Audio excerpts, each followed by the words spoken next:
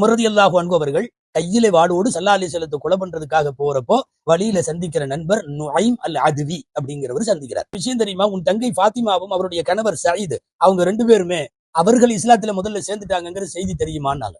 அவருக்கு இந்த கொலை பண்றதனுடைய வேகத்தை விட தங்கை இஸ்லாத்துல சேர்ந்து விட்டார்கள்ங்கிறது பயங்கரமான ஆத்திரமாச்சு. நேரா திரும்பி வர்றாரு. கையில அந்த ஓலையோட தாகா சூராவின் வசனத்தோட கணவனும் மனைவியும் மாட்டிக்கொண்டார்கள். நீங்க 2 பேரும் மதம் மாறிட்டீங்கன்னு கேள்விப்பட்டேனே, உண்மையான்னு கேட்டார்.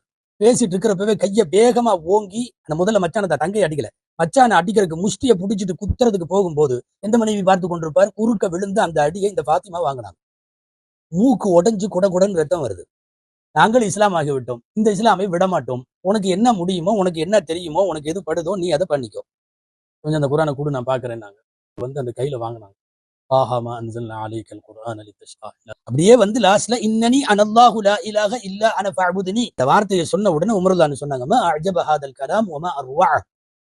இவ்வளவு ஆச்சரியமாகவும் இவ்வளவு அழகாகவும் இந்த வார்த்தைகள் இருக்கிறது, இது இறைவனின் வசனங்களோ அப்படின்னு அந்த உருவிய வாளை கையில வைத்துக் கொண்டு அமைதியோடு அங்கிருந்து கிளம்பிய உமர் ரலியல்லாஹு அன்ஹு அவர்கள் தாருல் அர்க்கம் வீட்டிலே ஸல்லல்லாஹு அலைஹி வஸல்லம் இருந்தார்கள்.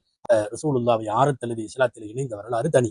அன்பானவர்களே, தாஹா சூரா ஒரு இமயம் போன்ற ஒரு மாபெரும் மனிதரை இந்த மார்க்கத்திற்குள்ளே கொண்டு வந்து நுழைத்ததற்கு காரணமான சூரா.